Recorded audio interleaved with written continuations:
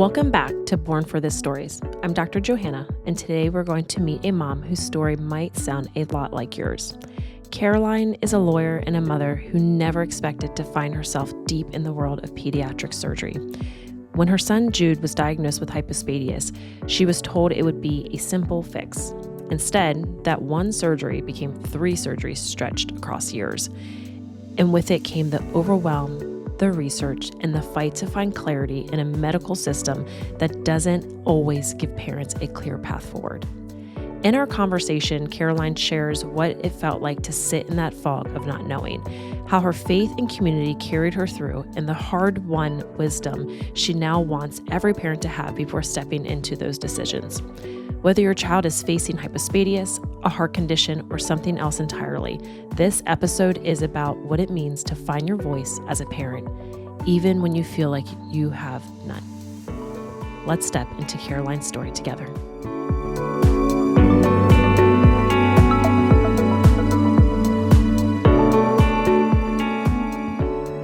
Good morning. Welcome back to Born for This Stories. We have a very special guest with us today. Her name is Caroline. She is from the UK, but now is living in Pennsylvania. And she is here to share her and her son's story and their journey through hypospadias. And so why don't you go ahead and tell us just a little bit more about where you're from, your family, give us a little background on yourself. Sure. Well, thank you so much for having me on the podcast. I really appreciate the opportunity to share and hopefully encourage some other hypospadias parents. So my name's Caroline. I'm married to my husband. We live in Chester County in Pennsylvania, which is just outside of Philadelphia. We have 4 kids. They range in age from 2 to 8 years old. Wow. And we have boy, girl, boy, girl. Oh, fun. Yeah. So everyone has a roller coaster buddy. And our number 3 child, Jude, is our son with hypospadias. Our first son doesn't have it, and my husband and my family don't have any family history of it. So when he was born, that was the first time I'd ever heard the word before. Yeah. So yeah. New. Yes, a very, very different term, right? Mm-hmm. Yeah. So, and I know I definitely wanted to share that, when I was reading through your information, you were sharing that when he was diagnosed, you were told that it was a simple fix, but it followed with actually a 3-stage repair. And that obviously put you into endless research and a crash course in navigating a medical system that left you feeling very alone. Is that correct? Yeah, I think it's a fair summary. Yes. And so I think so you had also shared that you are a lawyer by trade. Yeah. So we have definitely that research backed mind. And how did you utilize that to help navigate this space? Yeah. So, I mean, when my son was born in 2020, I actually found out I was pregnant with him the day lockdown was declared. Oh, wow. So it was a bit of a roller coaster pregnancy. I bet. A lot of isolation, a lot of questions, a lot of fear, I guess, just because there were so many unknowns. So for our previous 2 pregnancies, we've gone for 12-week just for fun scans at a non-medical ultrasound place, and they'd very quickly determined our previous baby's sexes. So we did the same for Jude's pregnancy, and she really struggled to find the anatomy. And in hindsight, I can understand why, that perhaps at that 12-week stage, there was already a bit of a difference going on in his anatomy. Sure. But at the time, I put it down to the fact that her husband had always done the scans previously. She was just newly taking over, and I figured, she just doesn't know what she's doing. So when we got to our 20-week scan, the anatomy was all completely normal.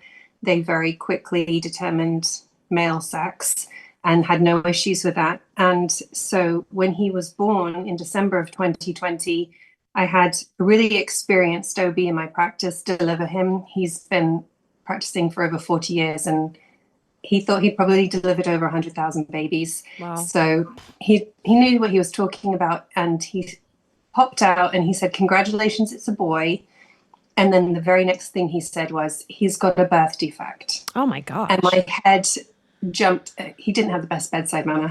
Doesn't sound My good. head jumped to, gosh, it must be cleft palate or something that's automatically visible. Right.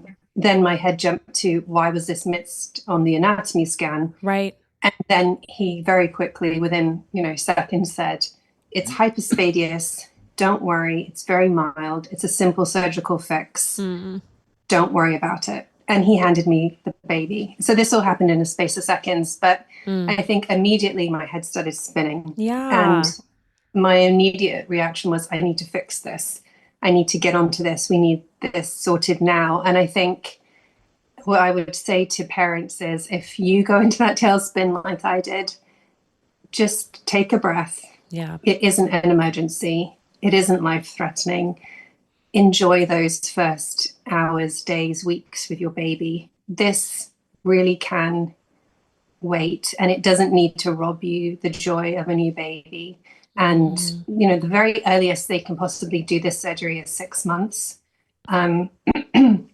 So there wasn't that urgency, but of course, my mind went to, I need to research this. I need to understand everything there is to know about hypospadias, what it is, what caused it, what did I do that caused this? It must be my fault. Right.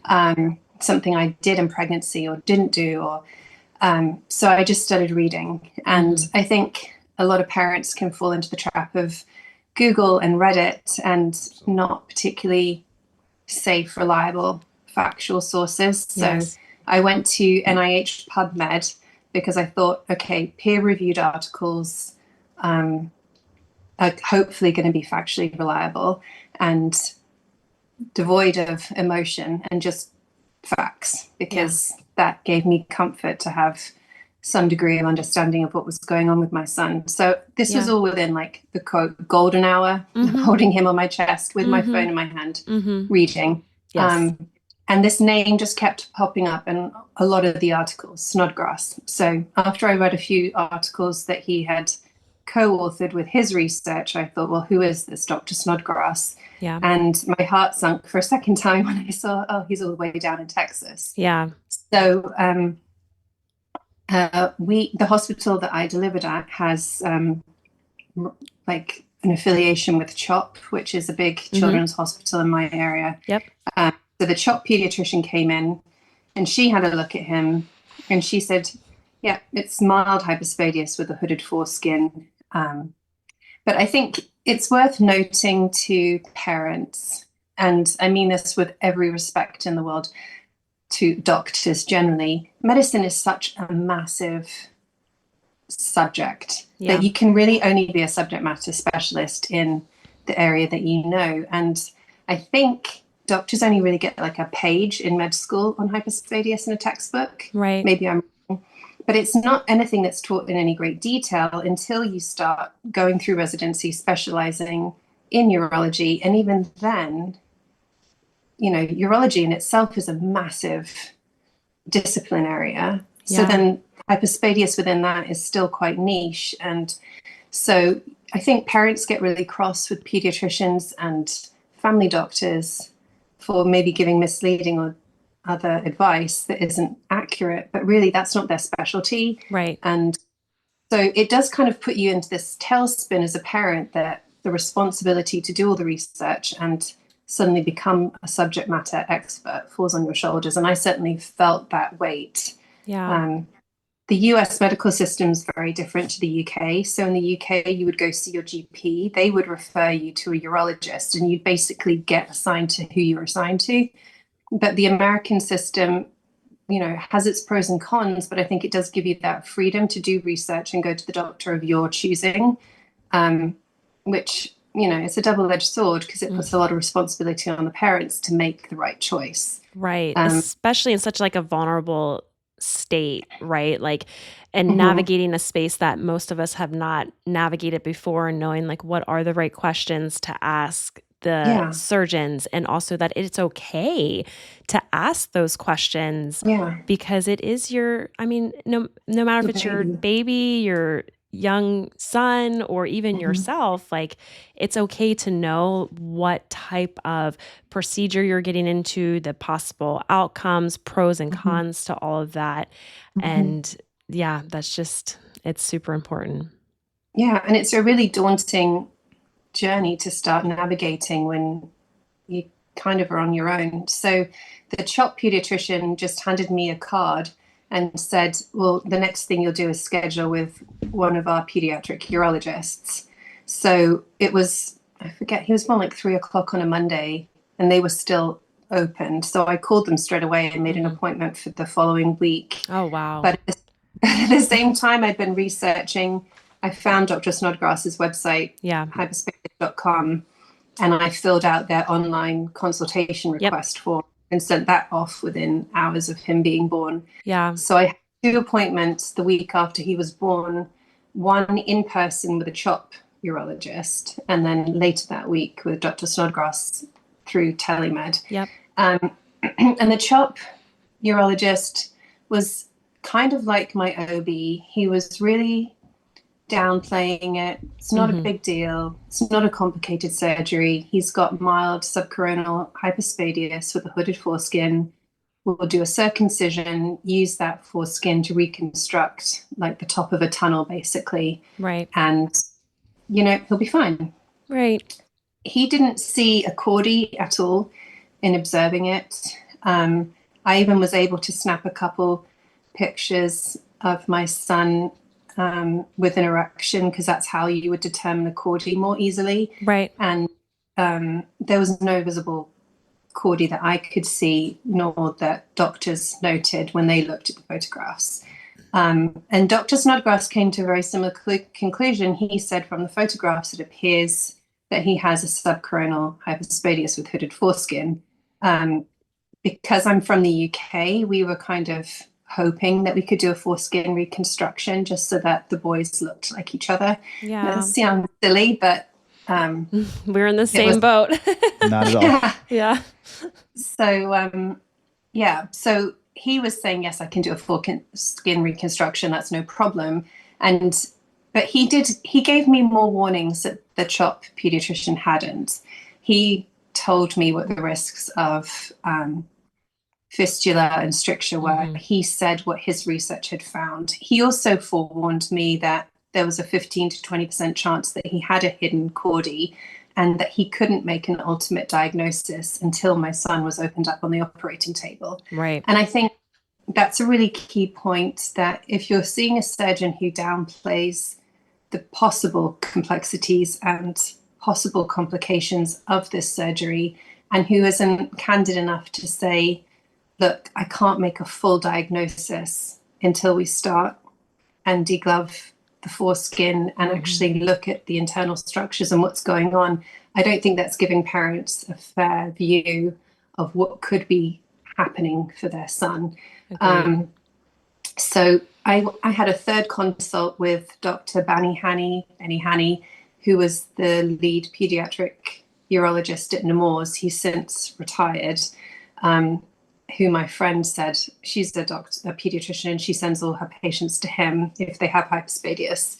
And he was really candid with me, and actually I owe him a lot of gratitude for being so humble to say, hey, if you're willing to travel down to Texas, I've followed Snodgrass my entire career, go see him because he's truly the best at this. That's amazing. And it's amazing because I've met a lot of surgeons.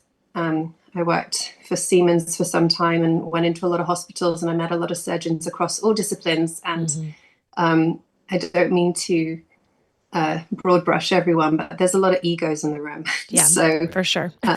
For a surgeon to say, hey, this isn't my specialty and there's someone who's more able to do this than me, I have a great deal of respect for him for being that honest. Yeah.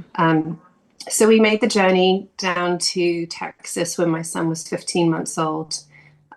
We delayed because of COVID and COVID protocols and just family commitments that we couldn't schedule a time to isolate prior to surgery, because I didn't want to drive 1,500 miles, my son have a positive COVID test, and then be sent back home again. I can only imagine. Would have sucked. Yeah.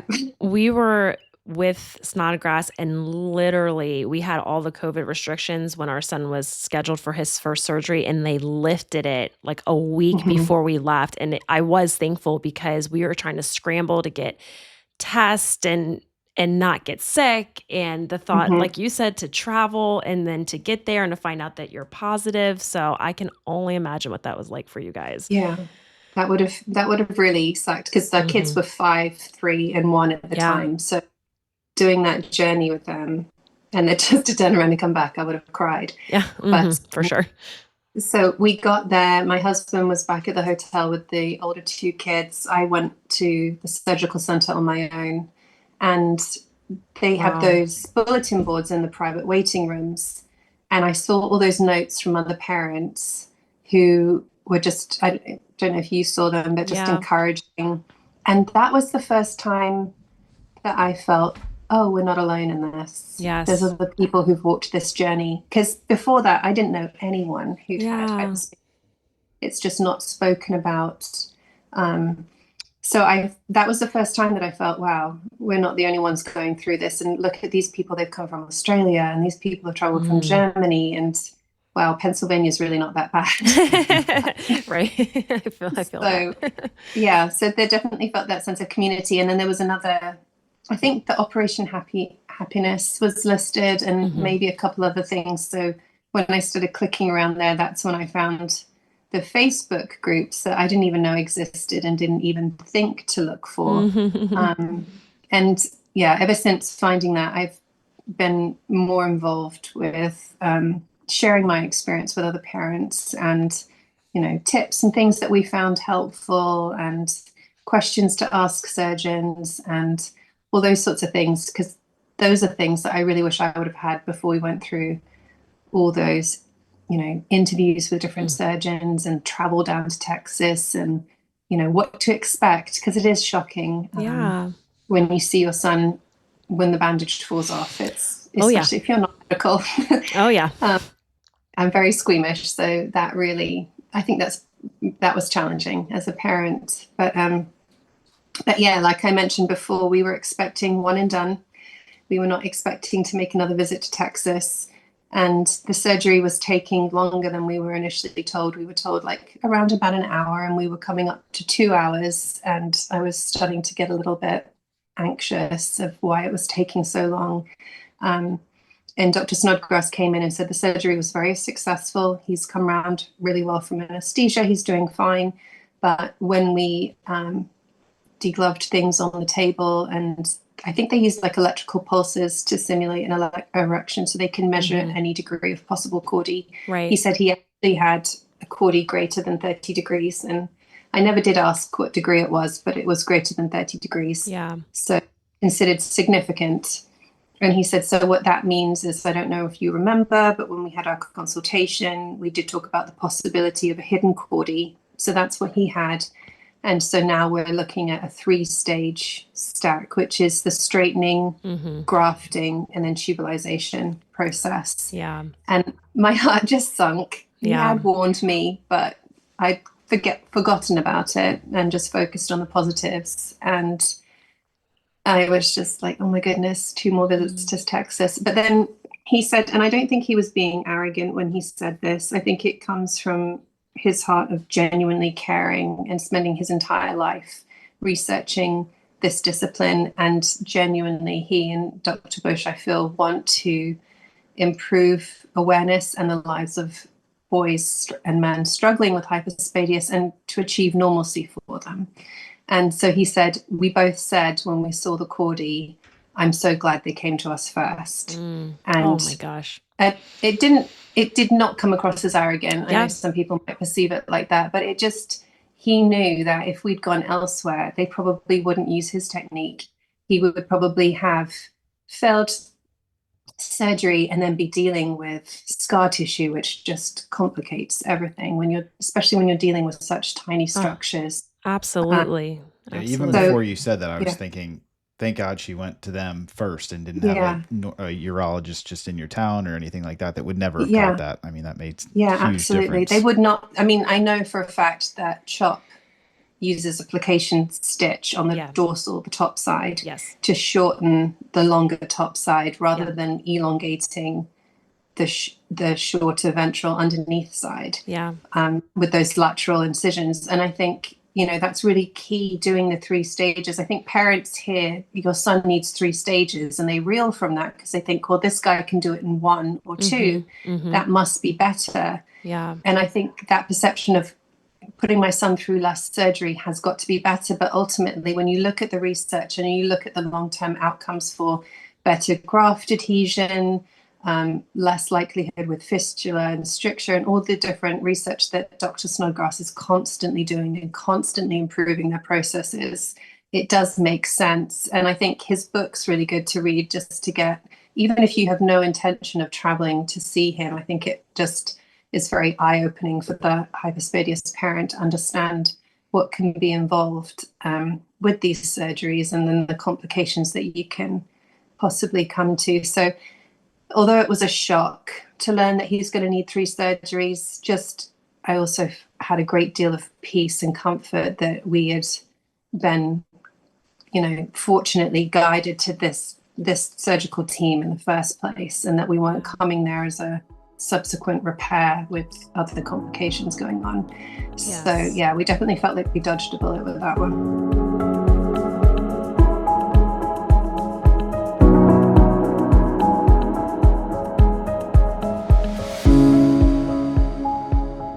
Yeah, I know we had felt very similar to that as well. And when you had said, I don't think he meant it in an arrogant way, I don't think that he did either. I mean, that was the whole reason not the whole reason, but one of the main reasons we had went with them as well is because, based on watching the surgical repairs happen, reading the research like you did, the outcomes with that technique were trending better.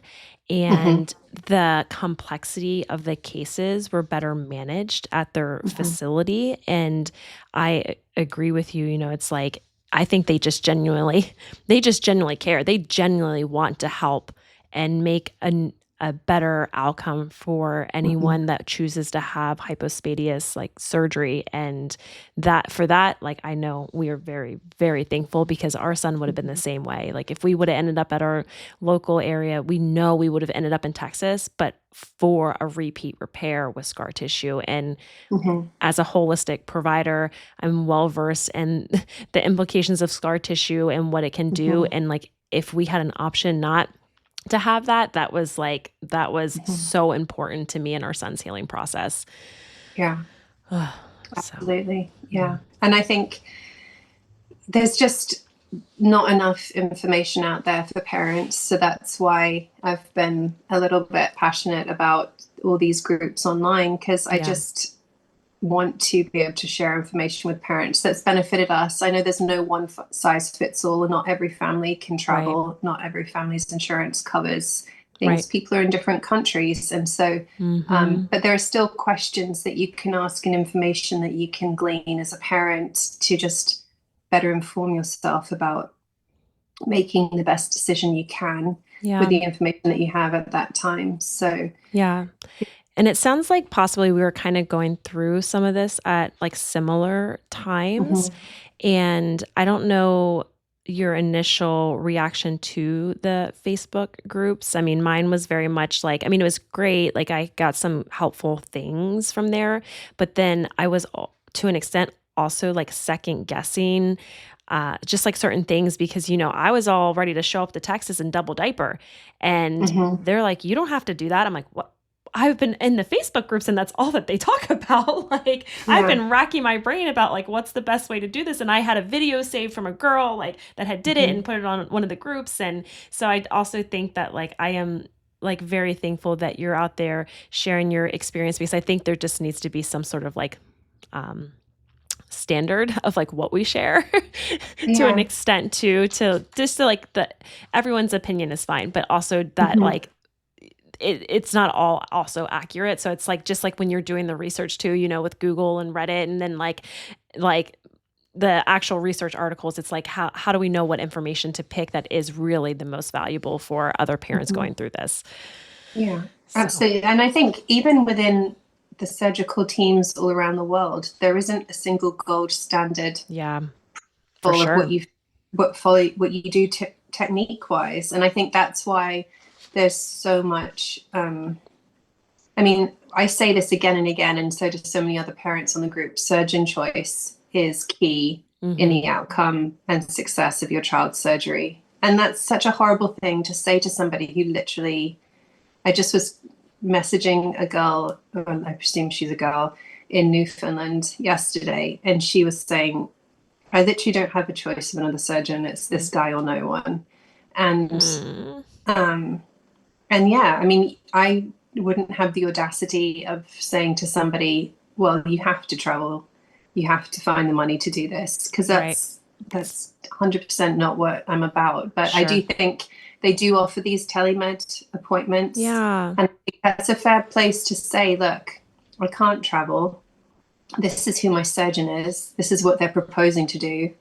It's a small medical community. I think they all know each other. Yeah. And I think they're candid enough to say, yeah, they do a good job, or yes, they've trained with us, or yes, they follow our techniques. Go ahead with it. And I think a couple of people have shared that they've been told by them, yeah, we recommend that doctor in England. I know a couple of people who have been recommended different surgeons that have come over, trained with Doctors Snodgrass and Bush in Texas, and then gone back to England and utilize their techniques, because traveling to the US just isn't feasible for them. Yeah.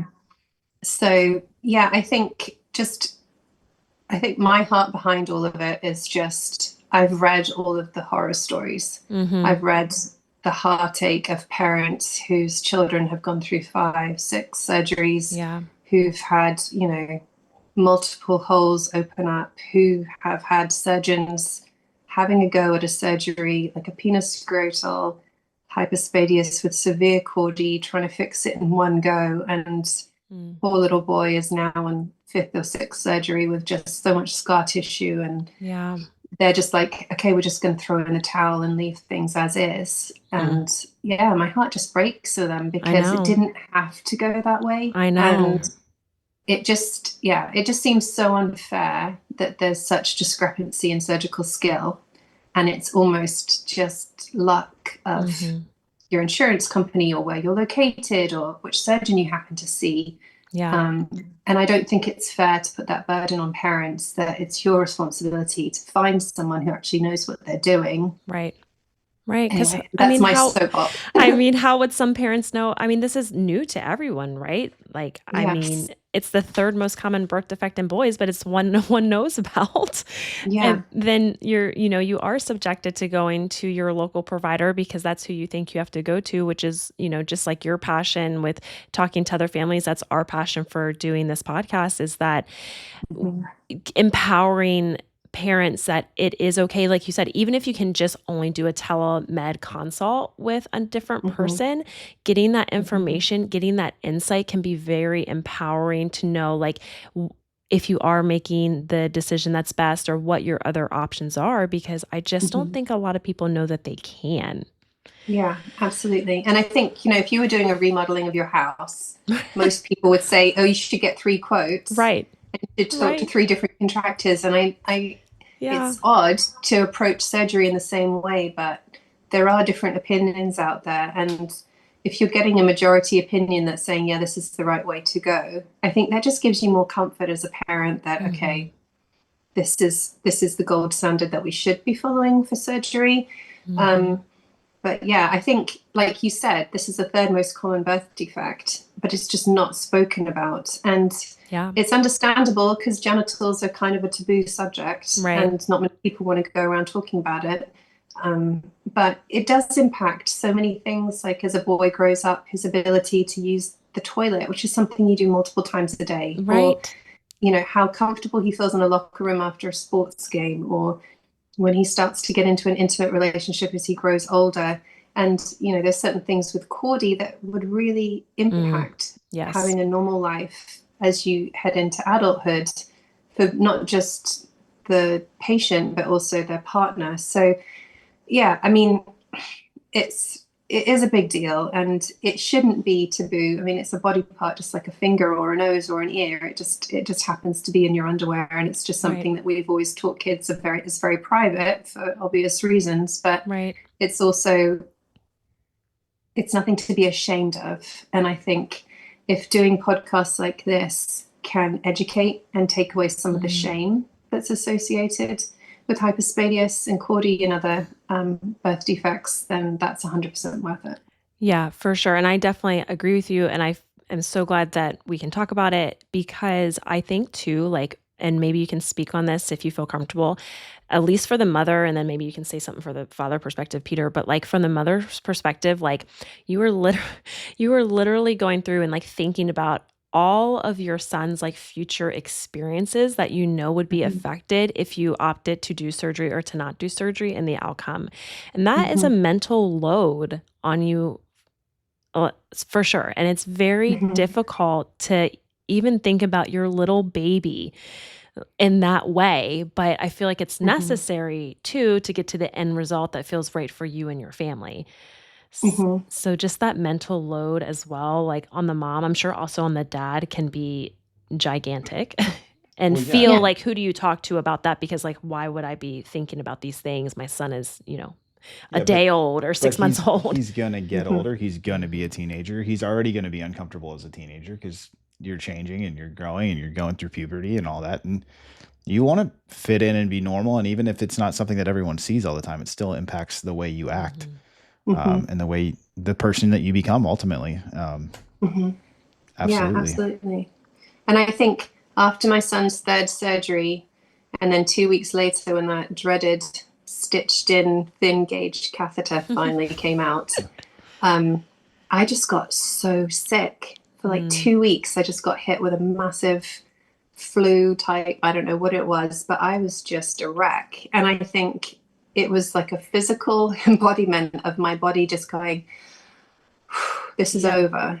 And I've said this several times to other parents, like, give yourself some grace, because the mental load that you're carrying from the moment your child is born and you get hit with this diagnosis until the final surgery, the catheter comes out and everything's finally declared okay and normal. Yeah. And you can almost breathe again. And I don't think I realized the weight of what I was carrying around for those 2 years until he was finally done with all his surgeries.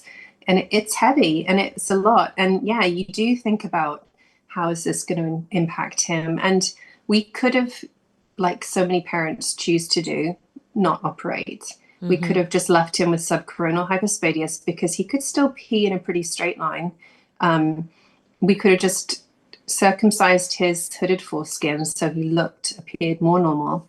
But that would have just left the Cordy that we never knew was there. And I'm not sure that would have got diagnosed until he hit puberty and started running into problems. And then, of course, parents say, well, I'm going to let my child decide, which I'm all for. Like, we haven't circumcised our sons because my personal opinion is that's a body part. And if he wants to remove it, let him choose to do that. But I understand that there's a whole range of emotions around circumcision, and I don't want to go there. And but that's just our family's decision for us. So we could have just left him, but then I wonder, like, okay, he would have hit puberty and had this Cordy, the structure still would have been there. And what kind of implications would that have had? Because it was a significant Cordy. He probably would have experienced a lot of pain and discomfort. And then if he'd chosen to go through surgery as a teenager, I understand from what other people have shared about having hypospadia surgery as an adult, it's just so much more painful. And I didn't really understand why, because I was like, well, your pain receptors are still the same as an infant as they are as a teenager. So why is there that greater degree of pain and discomfort? And somebody was gracious enough to share, well, it's because when you hit puberty, your body just naturally has more erections. And then if your skin's trying to heal through having multiple erections in the morning and however, just going through the shifts in the day, I can't imagine how painful that would be with your stitches are trying to heal and having a catheter in and dealing with a cath bag instead of just having it empty into a diaper. And just, do you excuse yourself from school for 2 to 6 weeks just because you can't be bandaged and involved in sports? And, it starts to get a lot more complicated. And I think it's such a difficult decision to make, because Yeah. you can look at mild hypospadias and say, this doesn't need to be operated on. And I completely respect that decision that so many parents make and say, I don't want to put my son through this, because the surgery is a lot. You guys have walked through it with your son. It's a lot. And if you can avoid that, then that's great. But there's always that question that hangs over is, what if there is something structurally, internally going on that's more significant than what we can see on the outside? And then how do you... Yeah, I mean, it's like a catch-22 situation. You don't know until you start surgery, and you won't know until you start surgery. But then surgery may have been, quote, unnecessary, and you open your son up to possible risks of, all the other complications that can happen. So it's not easy. Right. Yeah, for sure. You had mentioned about the emotional load that took a toll on you throughout this whole process. For other parents that are going through this or about to go through it, what was there anything that helped you the most, whether it be family or just what helped you get through all of these surgeries and through the whole process? Yeah, I mean, our family, we initially only told our parents, and then we started to share it more widely when we realized, this isn't anything to be ashamed about. I was thinking I need to protect my son's privacy, which I still feel to an extent, although his teachers and stuff at school know about it, just so that medical staff, like a school nurse, needs to be aware, that kind of thing. But my parents flew over from London for the second surgery to be with my older kids. We had friends who came and stayed with our kids for the third surgery. I was really, really pregnant for my son's second surgery. And I think it was like the last week we could fly. And then the third time we had a newborn. So we had a lot of family help, which was really, really amazing. I mean, we personally have a faith, so we shared it with our church family. And just knowing that we had friends caring for us, praying for us, they brought us meals when we got back. That was a huge support, just knowing that we had people who loved and cared for us around us. But I'm not sure there's a whole lot you can do to escape that sort of mother's heart, father's heart burden. It's just kind of your burden to carry. And just the load of, are we doing the right thing, and constantly second guessing our decisions. And I think until you get to the other side and you get to the 6-month out consult and everything is finally declared normal and go on with your life as normal, I think it doesn't really go away. It's always there, just like this little weight on the back of your mind. Agreed. But I really want to encourage parents that no matter how bad the diagnosis is, normalcy is possible. And my son, although he had a significant chordae and ultimately mid-shaft hypospadias, I can't really even tell that he ever had surgery now. To look at him, he looks just like his brother. The scar on the underside is so faint that if you didn't know it was there, you probably wouldn't see it. My husband can't see it. I can see it, but that's maybe the difference between mums and dads. Right. But yeah, I mean, he's just a happy little 4-year-old now. And when I talk to him about, do you remember that you went to Texas and you had a special surgery and you had an owie down there, and just doesn't remember it. Yeah. And I think there's something really healing in that for me as a mum, that, okay, we put him through something that could have been so traumatic, but ultimately he's come out with no memory of it. Yeah. And we'll certainly have conversations with him as he ages, just so that he's aware that he had this, and it's genetically possible that his future sons, if he chooses to have children, could have this, but that it's not a death sentence. It's a bump in the road. It's something that can be overcome, but choosing the right surgeon is just so key in that. And I think, going back to Dr. Snodgrass, I'm not advertising for him. I'm not paid by him for sure. But I think, just to look at him, he could have retired by now. He's certainly of the age, no disrespect to him. And he said one of the most frequent questions he gets asked is, Are you still going to be working by the time my son's third surgery comes around, or are you going to retire? Because parents want to know that he's going to keep hands-on all the way through their child's care. But, he could have retired, but he hasn't. And I think that goes to his dedication to this area of medicine. And until he's found a second, because obviously he's got Dr. Bush, who's phenomenal, but until he's found that second person that can replace him, I don't think he's going to stop.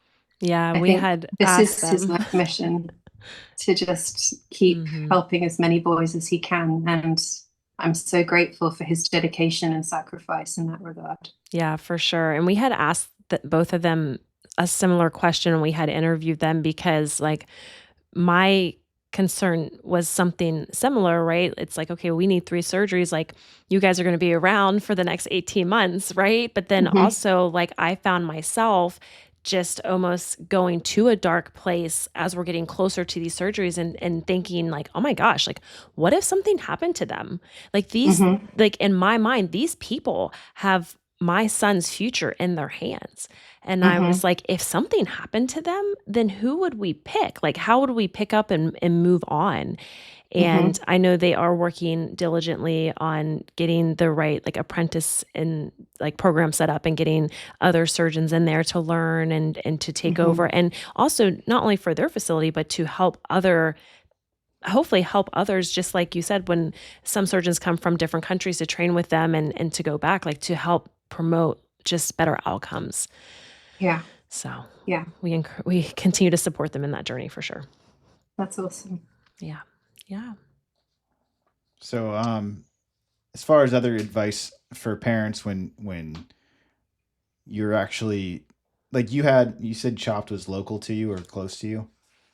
Yeah, it's really close. Yeah. So how did you navigate just the questions that you asked? What questions did you ask? How did you ultimately make the decision on which center was the right? I know we touched on that, and it was the compassion of Dr. Snodgrass and stuff that got you. But how did you actually make those decisions? And basically, can you go into that a little bit? I hadn't spoken to anyone else before I went to see the CHOP surgeon. He explained. I knew some stuff about hypospadias, but I'd only really been reading about it for a week. So I went in with my page of notes and I just asked questions like, what would you do surgically? What are the risks of the surgery? I had really basic, simple questions that I asked him. And I actually really liked him. I thought he was a very nice man. He was very friendly and cordial. He seemed very confident in what he was doing. So I had no reason to distrust him. And I still think he's a very pleasant person.